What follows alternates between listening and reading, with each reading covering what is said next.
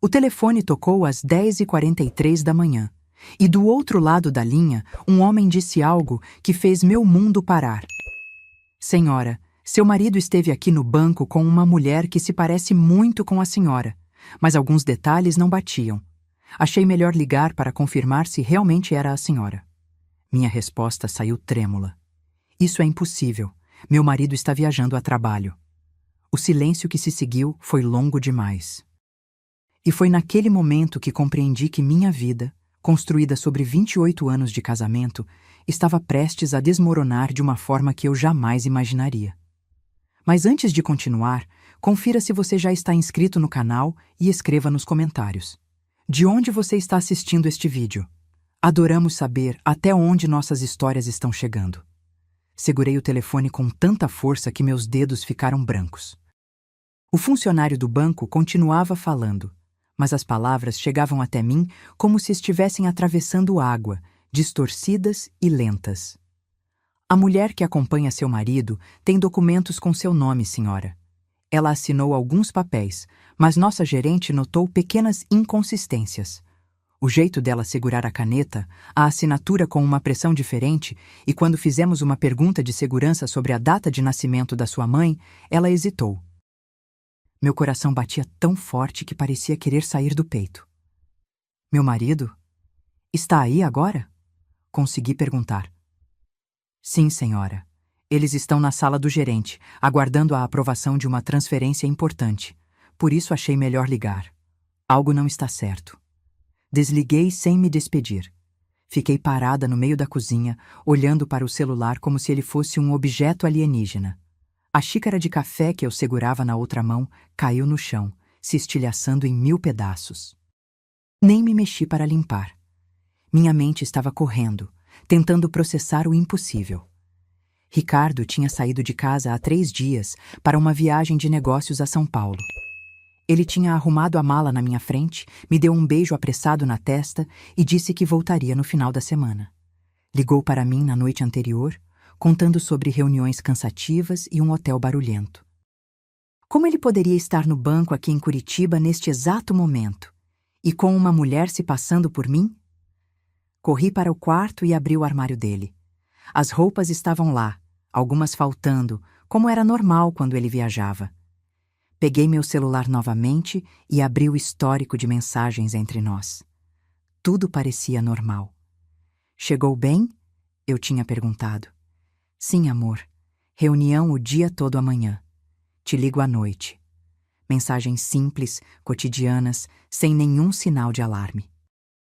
Mas agora, olhando para aquelas palavras na tela, elas pareciam ocas, vazias, como se tivessem sido escritas por um estranho. Senti uma onda de náusea subir pela garganta. Minha visão ficou embaçada por um instante. Respirei fundo, tentando me acalmar, mas meu corpo inteiro tremia. Olhei para o espelho do corredor. A mulher que me encarava tinha 52 anos, cabelos castanhos com alguns fios grisalhos que eu sempre colorava religiosamente, e olhos castanhos cansados. Usei aquele dia um vestido azul simples e um colar que Ricardo me deu no nosso aniversário de 25 anos. Toquei meu rosto, tentando entender. Quem seria capaz de se passar por mim? E por quê? Peguei minha bolsa e as chaves do carro sem pensar 2 vezes. Precisava ir até aquele banco, precisava ver com meus próprios olhos o que estava acontecendo. No elevador, uma vizinha entrou e me cumprimentou com um sorriso. Respondi automaticamente, mas não conseguia registrar seu rosto. Tudo ao meu redor parecia distante, irreal. No carro, minhas mãos tremiam tanto que tive dificuldade para colocar a chave na ignição. Respirei fundo mais uma vez. Calma, Fernanda. Pode ser um mal-entendido, pode ser um erro. Mas no fundo, eu sabia que não era. O tom de voz do funcionário do banco tinha sido claro demais. Ele estava preocupado, e essa preocupação não vinha de um simples engano administrativo. Enquanto dirigia pelas ruas de Curitiba, minha mente começou a viajar para o passado recente. Nos últimos meses, Ricardo tinha mudado. Nada muito óbvio, apenas pequenos detalhes que eu havia ignorado. Ele ficava mais tempo no celular, sempre dizendo que era trabalho. Começou a sair mais cedo de casa e voltar mais tarde. Quando eu perguntava sobre o dia dele, as respostas eram vagas, genéricas. E havia aquelas viagens. Antes ele viajava talvez 1 ou 2 vezes por ano. Nos últimos 6 meses, foram pelo menos 5 viagens. O mercado está competitivo, Fernanda, ele explicava. Preciso estar presente, fechar negócios pessoalmente. Eu acreditava nele. Por que não acreditaria? Em 28 anos de casamento, Ricardo nunca me deu motivos para desconfiar. Ou será que deu e eu simplesmente não quis ver? Parei o carro em um sinal vermelho e fechei os olhos por um segundo. Uma imagem surgiu na minha mente. 3 semanas atrás, encontrei um recibo de restaurante no bolso do paletó dele. Um restaurante caro, 2 pratos, uma garrafa de vinho. Quando perguntei, ele disse que tinha levado um cliente importante para jantar. Não questionei. Por que questionaria? Agora, aquele recibo ganhava um significado completamente diferente. O sinal abriu e segui em frente. O banco ficava no centro da cidade, a 15 minutos de casa. Cada minuto parecia uma eternidade. Minha mente não parava de criar cenários, cada um mais assustador que o anterior. Quem era essa mulher? Como ela conseguiu meus documentos? E o mais importante, há quanto tempo isso estava acontecendo? Estacionei em uma vaga próxima à entrada do banco e desliguei o motor. Fiquei ali sentada por alguns segundos, tentando reunir coragem. Olhei para o prédio através do vidro do carro. Era um banco grande, moderno, com enormes portas de vidro e seguranças na entrada. Pessoas entravam e saíam normalmente, seguindo suas vidas, alheias ao drama que estava prestes a se desenrolar lá dentro. Respirei fundo mais uma vez, peguei minha bolsa e saí do carro. Cada passo em direção àquela porta parecia pesar 1 tonelada. Quando atravessei a entrada, o ar-condicionado gelado me atingiu como um choque. Olhei ao redor, procurando rostos familiares, procurando... ele. Uma funcionária se aproximou. Posso ajudá-la? Minha voz saiu mais fraca do que eu esperava. Recebi uma ligação. Sobre uma situação. Meu nome é Fernanda Costa. O rosto da mulher mudou imediatamente. Ela me reconheceu. Ah, sim, senhora. Por favor, me acompanhe. O gerente está esperando. Ela me conduziu por um corredor lateral, longe do movimento principal do banco. Meu coração disparou ainda mais. Passamos por várias portas até chegarmos a uma sala no final do corredor. A funcionária bateu levemente e abriu. Ela chegou, anunciou. Entrei na sala e o que vi me fez congelar no lugar. O gerente estava sentado atrás de uma mesa grande, com uma expressão séria no rosto. Ao lado dele, havia uma mulher mais jovem, provavelmente da área de segurança do banco, e o funcionário que tinha me ligado. Mas o que realmente me deixou sem ar foi o que vi através da janela de vidro que dava para outra sala. Ricardo estava lá. Meu marido, que deveria estar em São Paulo, estava sentado ao lado de uma mulher. E essa mulher... Meu Deus, essa mulher era praticamente idêntica a mim. Minhas pernas fraquejaram e precisei me apoiar na cadeira. O gerente se levantou rapidamente. Senhora Costa, por favor, sente-se. Eu mal conseguia tirar os olhos daquela cena. A mulher tinha o mesmo corte de cabelo que eu, a mesma cor. Usava roupas parecidas com as minhas, o mesmo estilo discreto e clássico. Até a postura dela, a forma como cruzava as pernas, era familiar. Como... quem... Eu não conseguia formar frases completas. O gerente trocou um olhar com a mulher da segurança antes de falar. Senhora Costa, agradeço por ter vindo tão rapidamente. Como já explicamos por telefone, seu marido chegou aqui há cerca de 1 hora com essa mulher, se apresentando como o senhor Ricardo Costa e a senhora Fernanda Costa. Eles vieram para autorizar uma transferência de alto valor de uma conta conjunta. Uma conta conjunta? Minha voz soou estranha aos meus próprios ouvidos. Sim, uma conta que está em nome dos dois. O valor seria transferido para uma conta nova, aberta recentemente. O funcionário que tinha me ligado se inclinou para a frente. Foi quando nossa gerente começou a desconfiar. A assinatura estava próxima da sua, senhora, mas havia diferenças sutis. E quando fizemos perguntas de segurança de rotina, a mulher hesitou em algumas respostas. Continuei olhando através do vidro. Ricardo parecia tranquilo, até confiante. Ele conversava com outro funcionário, gesticulando, sorrindo. A mulher ao lado dele também parecia à vontade, como se fizesse aquilo todos os dias, como se fosse realmente eu. Quanto? Perguntei de repente. Quanto eles queriam transferir? O gerente consultou alguns papéis. 230 mil reais, senhora. Senti como se alguém tivesse me dado um soco no estômago. Era quase toda a nossa reserva de emergência, dinheiro que tínhamos economizado durante anos. Dinheiro das minhas economias também, do trabalho que eu tinha antes de me dedicar a cuidar da casa e dos filhos. Eles ainda não sabem que eu estou aqui? Perguntei. Não, senhora. Pedimos que aguardassem enquanto processávamos a solicitação. Queríamos ter certeza de que era realmente a senhora antes de prosseguir. Assenti devagar, ainda processando tudo aquilo. 28 anos de casamento. 2 filhos já adultos. Uma vida inteira construída ao lado daquele homem. E agora, ele estava ali, com uma cópia falsa de mim, tentando roubar nosso dinheiro. Não, não era roubo. Era algo muito pior.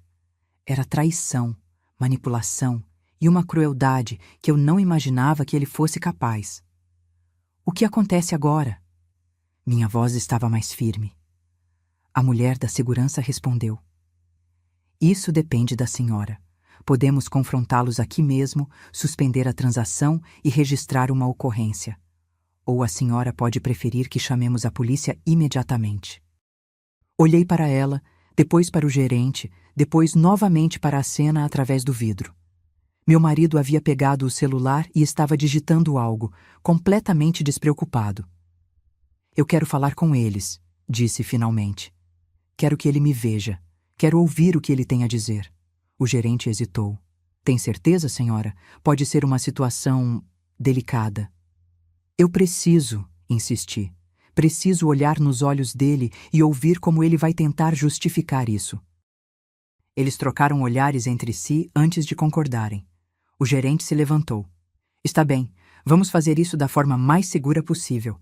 A senhora ficará aqui e nós os traremos para esta sala. Tudo será registrado por nossas câmeras de segurança. Enquanto eles saíam para buscar Ricardo e a impostora, fiquei sozinha naquela sala por alguns minutos que pareceram horas. Olhei para minhas mãos. Elas ainda tremiam, mas agora não era só medo, era raiva. Uma raiva fria e controlada que crescia a cada segundo. Como ele pôde? Como ele teve a coragem de fazer isso comigo? Eu, que deixei meu emprego para cuidar dos nossos filhos. Eu, que sempre apoiei cada decisão dele, cada mudança de carreira, cada risco empresarial. Eu, que assinava papéis sem questionar porque confiava nele completamente. Confiança. Essa palavra agora tinha um gosto amargo. A porta se abriu e o gerente voltou, seguido por Ricardo. O rosto dele, quando me viu, foi algo que eu nunca vou esquecer. Por uma fração de segundo, vi pânico puro em seus olhos. Depois, ele tentou se recompor, forçando uma expressão de surpresa e confusão. Fernanda, o que você está fazendo aqui? Sua voz tinha aquele tom que ele sempre usava quando tentava me fazer parecer a pessoa errada em uma situação. Eu deveria perguntar o mesmo a você, Ricardo. Você não deveria estar em São Paulo? Ele piscou rapidamente. A reunião foi cancelada. Voltei mais cedo e precisava resolver isso aqui no banco. Olhei para a mulher que entrou logo atrás dele. De perto, as semelhanças eram ainda mais perturbadoras. Ela era mais jovem que eu, talvez uns 10 anos mais nova, mas havia algo calculado na forma como ela se vestia, se penteava, até na maquiagem discreta. Ela tinha estudado cada detalhe meu. E quem é ela? Perguntei, mantendo minha voz firme. A mulher abriu a boca para falar, mas Ricardo a interrompeu rapidamente. Ela é... uma colega de trabalho. Veio me ajudar com uns documentos. Uma colega de trabalho que se veste exatamente como eu? Que tem meu nome nos documentos? Que tentou se passar por mim para transferir mais de R$ 200.000 da nossa conta? Minha voz subiu um pouco no final. O silêncio que se seguiu foi denso. A mulher olhou para Ricardo, esperando que ele dissesse algo. Ele passou a mão pelo cabelo, um gesto nervoso que eu conhecia bem. Fernanda, você não está entendendo. Isso é um mal-entendido. Mal-entendido? Eu me levantei da cadeira. Um mal-entendido é trocar açúcar por sal no café. Isso aqui é fraude, Ricardo. Isso aqui é crime. Ricardo deu um passo à frente, com aquela expressão que ele sempre usava quando queria me acalmar, me convencer de que eu estava exagerando. Fernanda, por favor, vamos conversar com calma. Você está nervosa, não está pensando direito. Aquelas palavras foram como um gatilho. Quantas vezes ao longo dos anos ele tinha usado essa mesma tática? Sempre me fazendo sentir que minhas preocupações eram exageradas, que minha intuição estava errada, que eu estava sendo emocional demais. E eu sempre acreditava, sempre cedia, não desta vez. Não me diga como eu estou me sentindo, respondi, e minha voz saiu mais firme do que eu esperava. Não me trate como se eu fosse louca, eu vi tudo. Vocês tentaram roubar nosso dinheiro usando uma falsa identidade. Como você chama isso? A mulher finalmente falou, sua voz surpreendentemente parecida com a minha. Eu posso explicar? Não, eu a cortei. Eu não quero ouvir você. Nem sei quem você é. Olhei diretamente para Ricardo. Eu quero ouvir dele. Quero ouvir do homem com quem fui casada por 28 anos como ele chegou a esse ponto. O gerente do banco, que havia permanecido em silêncio até então, interveio. Senhor Costa, a situação é grave. Temos aqui registros de tentativa de fraude. A menos que o senhor tenha uma explicação muito convincente, teremos que acionar as autoridades. Ricardo olhou ao redor da sala, como um animal encurralado procurando uma saída. Vi o momento exato em que ele decidiu mudar de estratégia. Sua expressão passou de defensiva para agressiva. Tudo bem? Disse ele, com uma voz dura que eu raramente ouvia. Você quer a verdade, Fernanda? A verdade é que esse dinheiro também é meu. Trabalhei por anos para construir o que temos. E sim, estava transferindo para uma conta nova, porque preciso fazer investimentos que você não entenderia. Investimentos? Eu quase ri, mas era uma risada sem humor. Investimentos que exigem uma mulher se passando por mim? Investimentos que precisam ser feitos às escondidas? Ele cerrou a mandíbula. Você não entende de finanças, Fernanda. Nunca entendeu. Eu sempre cuidei de tudo. E ali estava. A máscara finalmente caía. Durante todos esses anos, ele tinha me mantido afastada das decisões financeiras, sempre dizendo que eu não precisava me preocupar com isso, que ele cuidaria de tudo. E eu, ingenuamente, tinha interpretado isso como proteção, como cuidado. Agora eu via a verdade. Era controle. Era uma forma de me manter na ignorância. Você está certo, disse calmamente. Eu não entendo de muitas coisas, mas entendo de documentos falsos, de fraude e de traição. Virei-me para o gerente.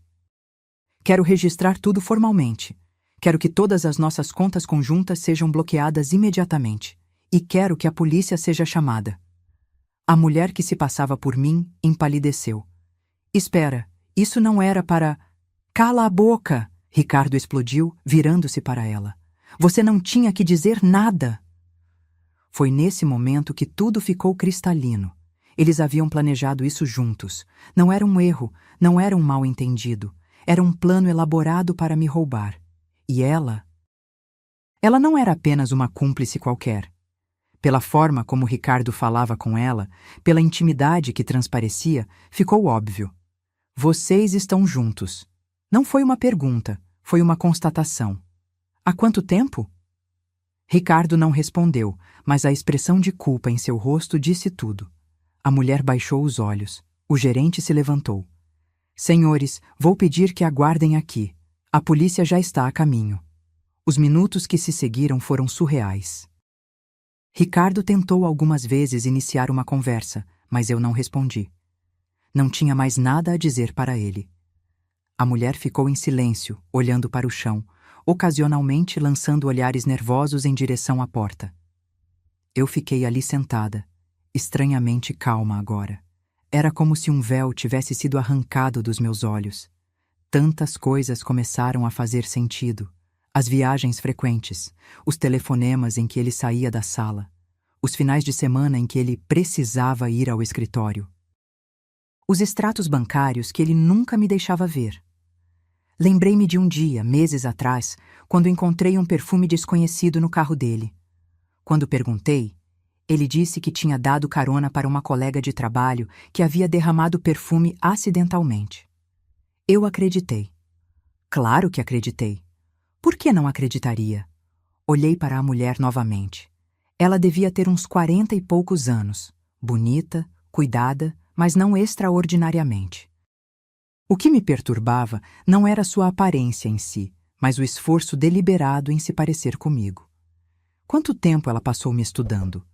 Observando meu jeito de me vestir, de falar, de me comportar? Como você conseguiu meus documentos? Perguntei de repente, quebrando o silêncio. Ela me olhou, surpresa pela pergunta direta. Hesitou, olhou para Ricardo, que negou com a cabeça quase imperceptivelmente. Mas ela estava assustada demais para se importar. Ele me deu, respondeu em voz baixa. Cópias. Disse que precisava para abrir contas de investimento. E você achou normal? Minha voz estava carregada de incredulidade. Achou normal um homem casado te dar documentos da esposa para você se passar por ela? Ela abriu a boca, fechou, depois murmurou. Ele disse que vocês estavam se separando, que era tudo parte do processo de divisão de bens. Eu quase senti pena dela. Quase. Porque mesmo que ela tivesse sido enganada por ele, ela tinha escolhido participar de um esquema que claramente não era legal. Ela tinha escolhido se vestir como eu, copiar minha assinatura, responder por mim. E quanto ele te prometeu? Perguntei. Da transferência. Qual era a sua parte? Ricardo se levantou bruscamente. Chega, Fernanda. Você não tem direito de interrogá-la. Eu tenho todo o direito, respondi, sem tirar os olhos dela. Vocês tentaram me roubar. Tenho direito de saber tudo. A mulher da segurança do banco, que tinha ficado em silêncio até então, interveio.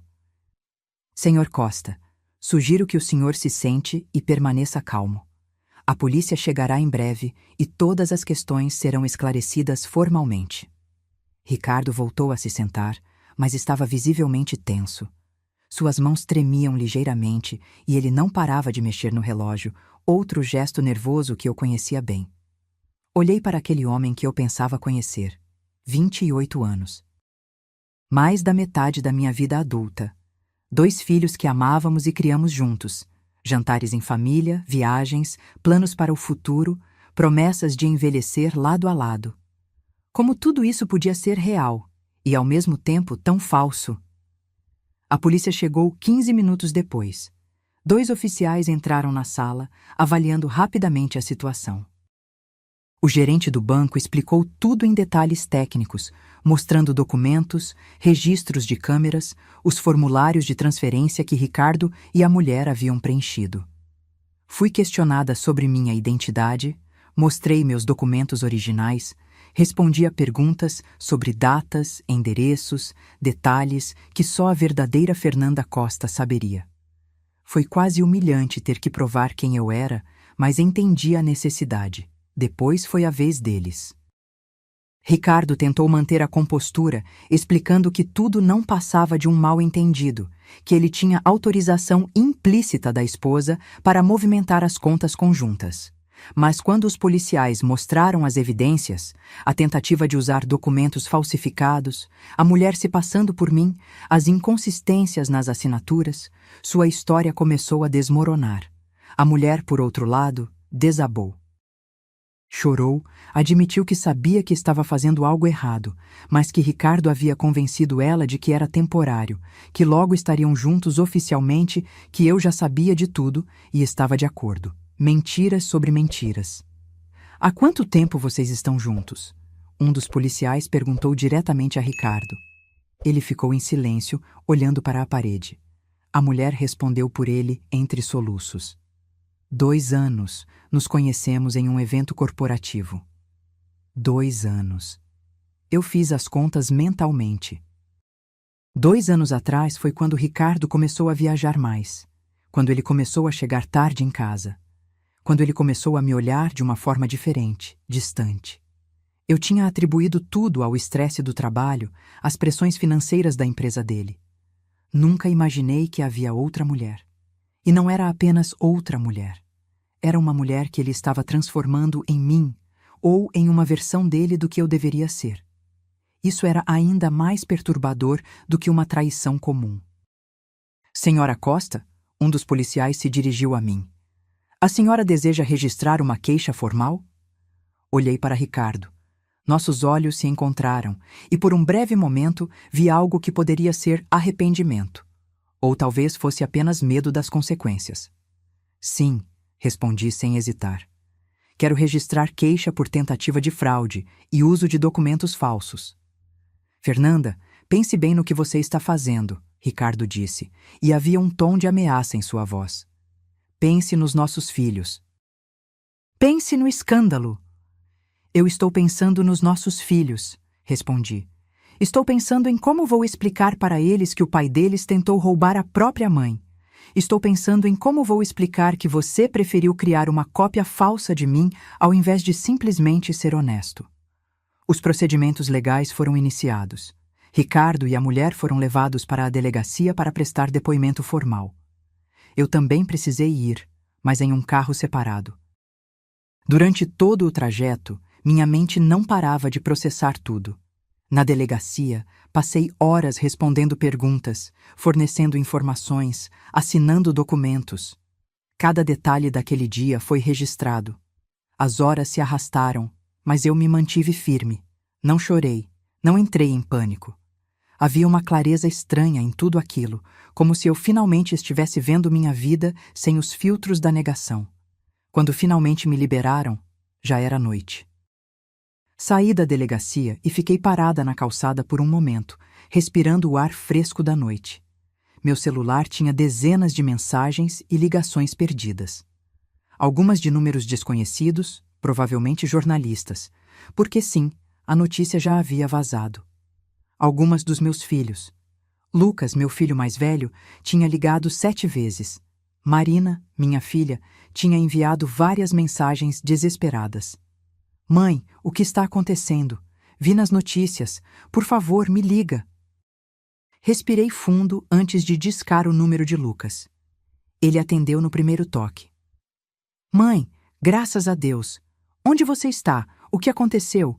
Vi que papai foi preso, mas as notícias não fazem sentido. Lucas, eu estou bem. Estou saindo da delegacia agora. Você e a Marina podem vir até em casa? Preciso explicar pessoalmente. Houve uma pausa. Claro, mãe. Estamos indo agora. Desliguei e chamei um táxi. Não me sentia segura para dirigir depois de tudo que havia acontecido. Durante o caminho de volta para casa, olhei pela janela as ruas familiares de Curitiba. Tudo parecia igual, mas nada era mais o mesmo. Quando cheguei em casa, a realidade da situação finalmente me atingiu. Aquela casa, que tinha sido meu lar por tantos anos, agora parecia um cenário de mentiras. Cada cômodo tinha memórias, mas quantas delas eram reais? Quantas vezes Ricardo tinha mentido para mim dentro dessas paredes? Fui até o quarto e abri o armário dele. Comecei a procurar. Não sabia exatamente o que, mas precisava encontrar mais respostas. No fundo de uma gaveta, escondido sob alguns documentos antigos, encontrei um envelope. Dentro, havia fotos. Fotos dele com aquela mulher. Mas não eram fotos recentes. Algumas tinham mais de 1 ano. Havia também recibos de hotéis, de restaurantes caros, de joias que eu nunca recebi. E cartas. cartas de amor escritas de próprio punho dele, prometendo um futuro juntos, prometendo que logo se livrariam de mim. Se livrariam de mim. As palavras ecoaram na minha mente. Será que o plano era apenas roubar o dinheiro? Ou havia algo mais sinistro? A ideia me fez gelar. Sentei na cama, segurando aquelas evidências, e foi só então que as lágrimas começaram a cair. Não lágrimas de tristeza pela perda do casamento. Isso eu já havia processado de alguma forma durante o dia. Eram lágrimas de raiva, de traição, de anos desperdiçados com alguém que claramente nunca me valorizou. A campainha tocou. Enxuguei rapidamente o rosto e fui atender. Lucas e Marina estavam na porta, rostos preocupados. Assim que me viram, ambos me abraçaram ao mesmo tempo. Mãe, o que aconteceu? Marina perguntou, suas próprias lágrimas escorrendo. As notícias dizem que papai tentou roubar você. Isso não faz sentido. Conduzi os dois para a sala e contei tudo. Desde a ligação do banco até os momentos na delegacia. Vi suas expressões mudarem de incredulidade para raiva, de confusão para compreensão. Quando terminei, o silêncio foi pesado. Lucas foi o primeiro a falar. Eu vou matar ele. Sua voz estava trêmula de raiva contida. Não, eu disse firmemente. Você não vai fazer nada disso. A justiça vai cuidar dele. Marina estava chorando abertamente agora. Como ele pôde fazer isso com você? Com a gente? Mãe, me desculpa, eu nunca desconfiei de nada. Ninguém desconfiou, querida. Ele era muito bom em esconder. Passamos a noite conversando, chorando, tentando processar o absurdo da situação. Lucas queria ir até a delegacia, queria confrontar o pai, mas eu o convenci a esperar. Marina se ofereceu para ficar comigo aquela noite, e eu aceitei. Não queria ficar sozinha naquela casa cheia de mentiras. Nos dias seguintes, minha vida virou de cabeça para baixo. A história vazou completamente para a imprensa. Empresário tenta fraudar a própria esposa com a ajuda de amante sósia, era a manchete em todos os jornais locais. Meu telefone não parava de tocar. Jornalistas, conhecidos curiosos, algumas pessoas oferecendo apoio genuíno. Contratei um advogado especializado em direito de família e crimes financeiros. Dr. Menezes era um homem sério, de meia idade, que não perdeu tempo com falsa compaixão. Ele foi direto ao ponto. O caso era sólido, tínhamos todas as evidências necessárias, mas seria um processo longo e desgastante. A boa notícia, ele disse durante nossa primeira reunião, é que todas as contas conjuntas foram bloqueadas. Seu marido não pode movimentar nada sem autorização judicial. A má notícia é que isso também se aplica a você. Assenti. Eu havia previsto isso. Felizmente, tinha uma pequena conta pessoal com algumas economias que minha mãe tinha me deixado anos atrás. Não era muito, mas seria suficiente para me manter enquanto tudo se resolvia. E quanto à outra mulher? Perguntei. Ela também está sendo processada. Há evidências suficientes de que ela sabia estar cometendo um crime. A defesa dela alega que foi manipulada por seu marido. Mas isso não a isenta de responsabilidade. Nos dias que se seguiram, fui descobrindo mais detalhes sórdidos. Ricardo tinha aberto várias contas em nome dos dois, usando os documentos falsificados da amante. Havia empréstimos que eu desconhecia, dívidas escondidas. Ele tinha criado toda uma vida financeira paralela. O mais chocante foi descobrir que ele havia comprado um apartamento para ela. Um apartamento de 2 quartos em um bairro nobre, tudo pago com dinheiro que deveria ser nosso, do casal. Quando o Dr. Menezes me mostrou os documentos, eu quase não acreditei. Como ele conseguiu fazer isso sem eu saber? Perguntei, incrédula. Pelas movimentações que analisamos, ele vinha desviando pequenas quantias ao longo de mais de 1 ano. Valores que não chamariam atenção nos extratos. 5.000 aqui, 10.000 ali, acumulou o suficiente para a entrada do apartamento e vinha pagando as parcelas. Eu me senti tão idiota, tão completamente ingênua. Como não percebi? Como deixei isso acontecer? Marina veio me visitar naquela tarde. Ela trouxe comida porque sabia que eu não estava comendo direito. Sentamos à mesa da cozinha e ela segurou minha mão. Mãe, para de se culpar. Eu vejo isso nos seus olhos. Você não teve culpa nenhuma. Mas eu deveria ter percebido, Marina. Os sinais estavam todos lá. Os sinais que você só consegue ver olhando para trás, ela rebateu. Quando você confia em alguém, quando você ama alguém, você não fica procurando traição. Isso é normal. Isso é humano. Suas palavras me reconfortaram um pouco, mas a ferida ainda estava muito fresca. À noite, quando fiquei sozinha novamente, fui até o quarto e olhei para a cama vazia. Ricardo sempre dormia do lado esquerdo. Eu dormia do lado direito. 28 anos naquela mesma configuração. Peguei o travesseiro dele e o levei para o quarto de hóspedes. Não conseguiria dormir naquela cama novamente. Não depois de tudo. Os dias se transformaram em semanas. O processo legal avançava lentamente. Ricardo foi libertado sob fiança, mas com uma ordem de restrição. Ele não podia se aproximar de mim. Lucas me contou que o pai tentou falar com ele, tentou dar sua versão da história, mas meu filho se recusou a ouvir. Ele disse que você estava exagerando, Lucas me contou, visivelmente irritado. Que tudo tinha sido um mal-entendido, que ele só estava tentando proteger o patrimônio da família. Eu desliguei na cara dele. A comunidade estava dividida. Alguns amigos ficaram do meu lado, oferecendo apoio incondicional. Outros, principalmente colegas de negócios de Ricardo, insinuavam que eu estava sendo dramática, que deveria perdoar e seguir em frente. Uma conhecida teve a audácia de sugerir que talvez eu tivesse provocado a situação por não cuidar melhor do casamento. Eu bloqueei essas pessoas da minha vida sem hesitação. Não tinha energia para lidar com vítimas que culpam as vítimas. O doutor Menezes marcou uma reunião comigo depois de algumas semanas. Havia novidades. Conseguimos rastrear mais movimentações financeiras suspeitas, ele explicou, mostrando-me planilhas complexas. Há evidências de que seu marido vinha planejando isso há pelo menos 3 anos. As primeiras movimentações estranhas datam desse período. 3 anos. Não 2, como a amante havia dito. 3 anos de mentiras elaboradas, de planejamento cuidadoso, de construção de uma vida dupla. Tem mais. O doutor Menezes continuou, hesitante. Encontramos evidências de que ele estava investigando formas de... Como dizer? De se livrar de você sem precisar dividir os bens em um divórcio.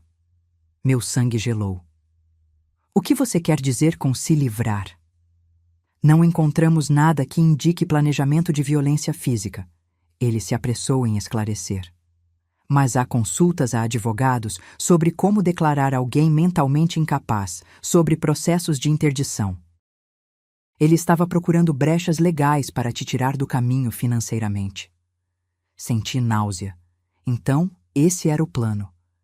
Não me matar, mas me declarar incapaz, assumir controle total sobre tudo.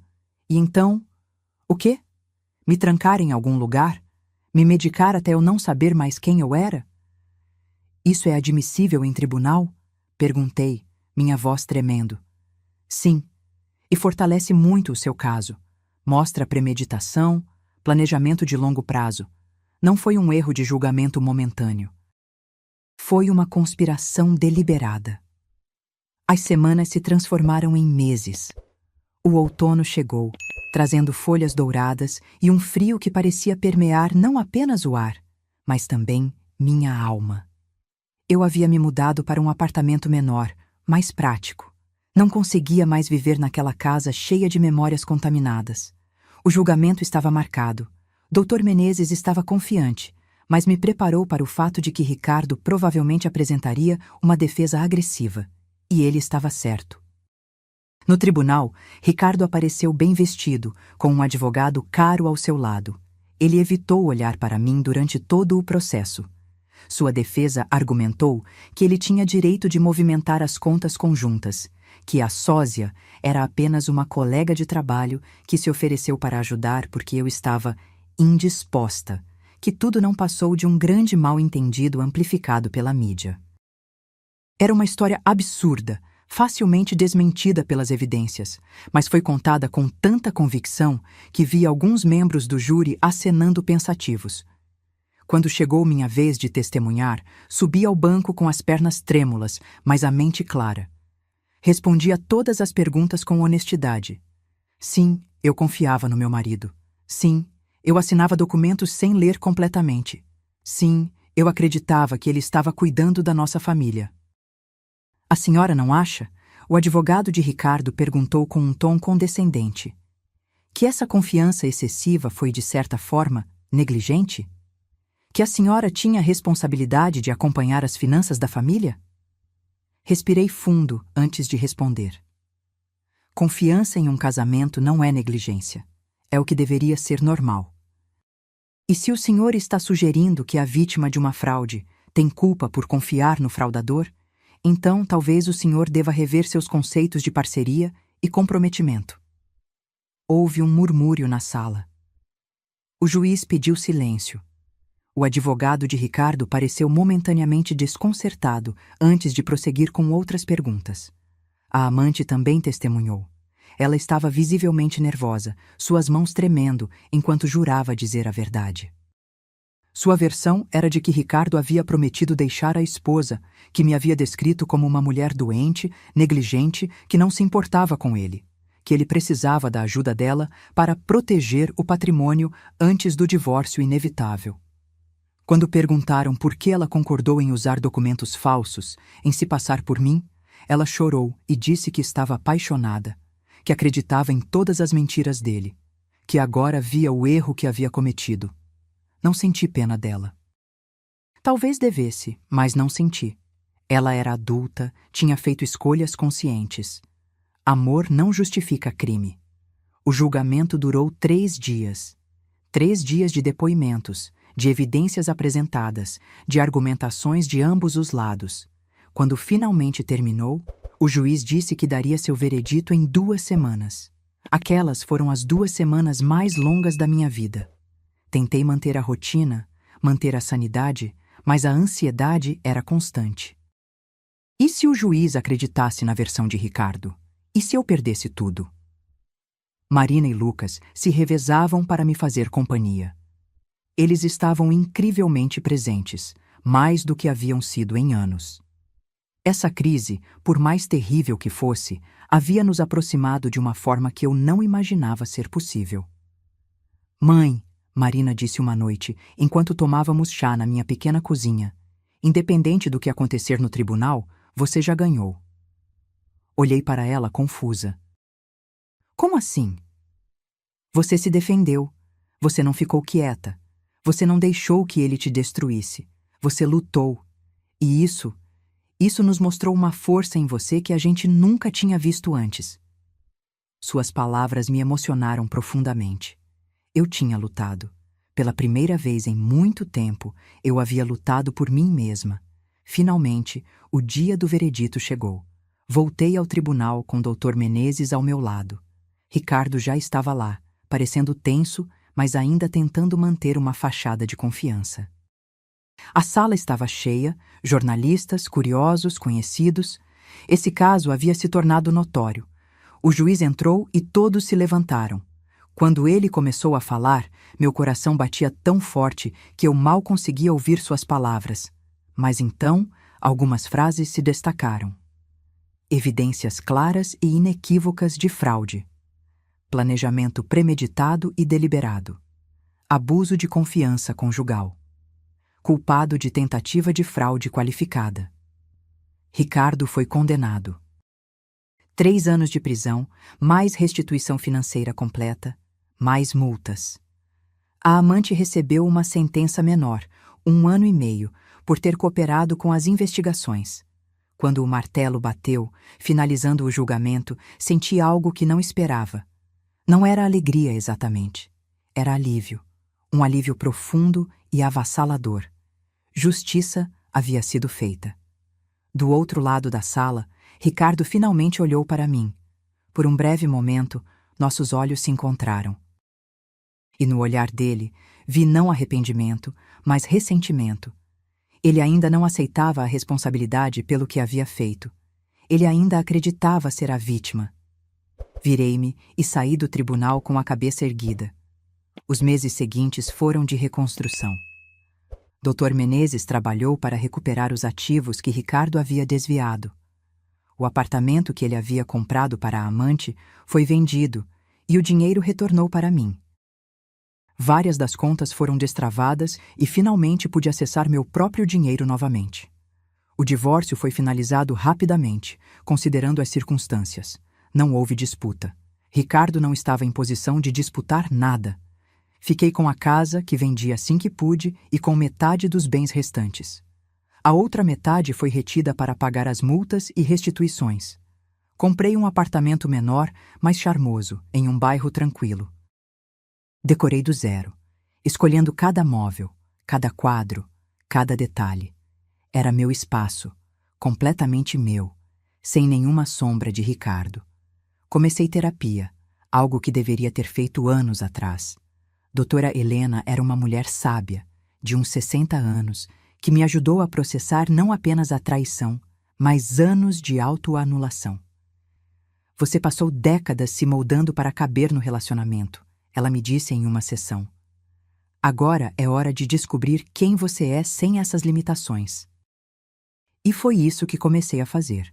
Retomei hobbies antigos que havia abandonado. Voltei a pintar, algo que adorava fazer antes de me casar. Matriculei-me em um curso de História da Arte, apenas porque sempre tive curiosidade. Fiz novos amigos, mulheres que haviam passado por jornadas semelhantes. Uma delas, Beatriz, tornou-se particularmente próxima. Ela havia saído de um casamento abusivo 5 anos antes e estava agora completamente reconstruída. O melhor da reconstrução, ela me disse durante um café, é que você pode construir qualquer coisa. Não precisa replicar o que havia antes, pode criar algo completamente novo. 6 meses após o julgamento, recebi uma carta de Ricardo. Ele estava na prisão cumprindo sua sentença. A carta era longa, cheia de justificativas e autopiedade, mas enterrada no meio de tudo havia algo que poderia ser interpretado como um pedido de desculpas. Ele escreveu sobre pressão, sobre se sentir sufocado, sobre a amante ter sido um escape que saiu do controle. Ele nunca assumiu responsabilidade completa, claro. Era sempre algo externo, sempre circunstâncias, nunca suas próprias escolhas. Não respondi. Coloquei a carta em uma pasta com todos os outros documentos do caso e a arquivei. Não com raiva, mas com indiferença. Ricardo não fazia mais parte da minha vida e não merecia minha energia emocional. Lucas e Marina estavam indo bem. O escândalo havia sido difícil para eles também, mas haviam se mostrado incrivelmente resilientes. Lucas começou terapia também, processando seus próprios sentimentos sobre o pai. Marina, sempre a mais aberta emocionalmente, chorou muito, mas depois encontrou uma forma de canalizar a dor em arte. Ela começou a escrever textos profundos sobre família, traição e reconstrução. Mãe, ela me disse um dia, eu estava pensando em publicar alguns dos meus textos, mas antes queria sua permissão. Porque eles falam sobre o que aconteceu com você, com a gente. Publica, respondi sem hesitar. Se sua dor pode ajudar outra pessoa, se pode trazer algum sentido para tudo isso, então publica. 1 ano após o julgamento, eu estava quase irreconhecível. Não fisicamente, embora tivesse mudado o cabelo e adotado um estilo mais ousado de me vestir, mas internamente. Havia uma leveza em mim que não existia antes, uma sensação de propriedade sobre minha própria vida. Comecei a dar palestras em grupos de apoio para mulheres vítimas de fraude financeira ou abuso emocional. Contava minha história, não para buscar pena, mas para mostrar que era possível reconstruir, que não era tarde demais, que elas tinham valor independentemente do que seus parceiros haviam feito. Em uma dessas palestras, uma mulher de uns 40 anos se aproximou de mim depois. Estava chorando. Obrigada, ela disse. Eu precisava ouvir isso. Meu marido, Ele está fazendo a mesma coisa. Me mantendo fora das finanças, me fazendo sentir que sou burra demais para entender. Eu achei que era normal, mas ouvindo você, eu percebo que não é. Aquele momento me emocionou profundamente. Se minha dor pudesse prevenir a de outra pessoa, então talvez tudo tivesse valido a pena. Comecei também a trabalhar com um grupo de advocacia voltado para a educação financeira de mulheres. Muitas mulheres da minha geração foram criadas para depender financeiramente dos maridos, para não fazer perguntas, para confiar cegamente. Estávamos tentando mudar isso para as gerações futuras. 2 anos após a ligação que mudou tudo, eu estava sentada no meu apartamento tomando café e lendo o jornal. Havia uma pequena notícia no canto da página. Ricardo havia sido libertado após cumprir 2/3 de sua sentença por bom comportamento. Senti um aperto no estômago por um segundo, mas depois passou. Ele não tinha mais poder sobre mim. Ele era apenas um capítulo encerrado da minha vida. Doloroso, sim, mas encerrado. Olhei ao redor do meu apartamento, para as pinturas que eu havia feito, para os livros que estava lendo, para a vida que estava construindo. Era uma vida menor em alguns aspectos, menos dinheiro, menos conforto material, mas era genuinamente minha. E essa autenticidade valia mais do que qualquer conta bancária. O telefone tocou, interrompendo meus pensamentos. Era um número desconhecido. Por uma fração de segundo, considerei não atender, mas atendi. Fernanda Costa? Uma voz feminina, jovem, profissional. Sim. Meu nome é Júlia Santos. Sou jornalista do programa Vidas Reais. Gostaríamos de fazer uma matéria sobre sua história. Sobre como você superou a fraude, se reconstruiu. Seria uma forma de inspirar outras mulheres. Fiquei em silêncio por um momento, pensando. Havia uma parte de mim que queria manter tudo privado, enterrado no passado. Mas havia outra parte, mais forte, que queria que minha história servisse de alerta e inspiração.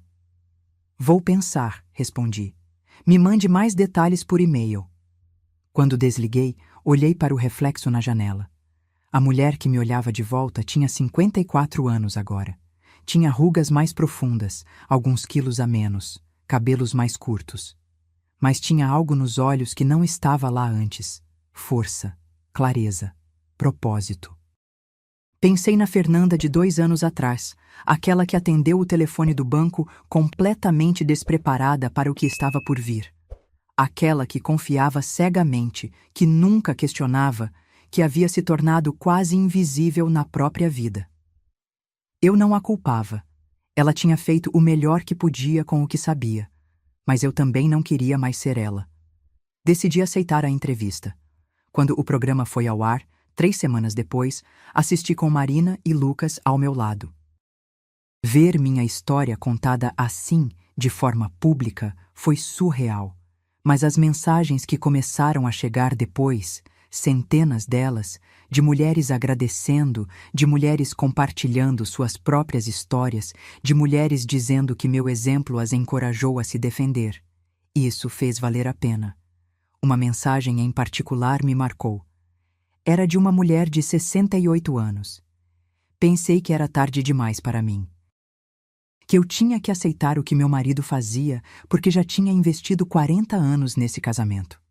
Mas vendo você, vendo que você lutou aos 52, eu entendi que nunca é tarde demais. Hoje falei com um advogado. Obrigada por me mostrar que eu também posso. Chorei lendo aquilo. Chorei porque entendi que minha dor tinha se transformado em algo maior. Tinha se transformado em mudança, em empoderamento, em esperança para outras mulheres. Os meses passaram. A vida seguiu seu curso. Houve dias difíceis, claro. Dias em que a solidão pesava, dias em que eu questionava se havia feito as escolhas certas. Mas na maioria dos dias, eu sentia paz. Uma paz que nunca tive durante os 28 anos de casamento. Lucas se casou. Foi emocionante vê-lo subir ao altar, construindo sua própria família. Ele não convidou o pai para o casamento. Foi uma decisão difícil, mas ele sentiu que era necessária. Não quero começar essa nova fase da minha vida com mentiras, ele explicou. E fingir que está tudo bem com o papai seria uma mentira. Marina publicou um livro, um romance baseado em nossa história, mas ficcionalizado o suficiente para proteger nossa privacidade. Foi bem recebido pela crítica e se tornou um pequeno sucesso. Eu chorei lendo cada página, reconhecendo momentos da nossa jornada transformados em arte. Em uma tarde de primavera, 3 anos após a ligação do banco, estava caminhando no parque quando vi um casal de idosos sentados em um banco. Eles seguravam as mãos, conversando baixinho, rindo de algo que só eles entendiam. Por um momento, senti uma pontada de inveja. Aquilo poderia ter sido eu e Ricardo, se ele tivesse escolhido ser honesto, ser fiel, ser parceiro de verdade. Mas então percebi algo. Aquele casal tinha construído décadas de verdade. Meu casamento tinha sido construído sobre mentiras. E uma vida compartilhada baseada em mentiras nunca teria chegado àquela harmonia que eu via no banco. Era melhor estar sozinha e em paz do que acompanhada e na ilusão. Continuei minha caminhada, sentindo o sol no rosto. Passei por uma floricultura e, por impulso, entrei e comprei um buquê de girassóis. Sempre gostei de girassóis. Eles sempre buscam a luz. Em casa, coloquei as flores em um vaso e as posicionei na janela onde receberiam mais sol. Olhei para elas e sorri. Eram uma metáfora perfeita para o que eu havia me tornado. Depois de tanto tempo na sombra de outra pessoa, eu finalmente estava buscando minha própria luz.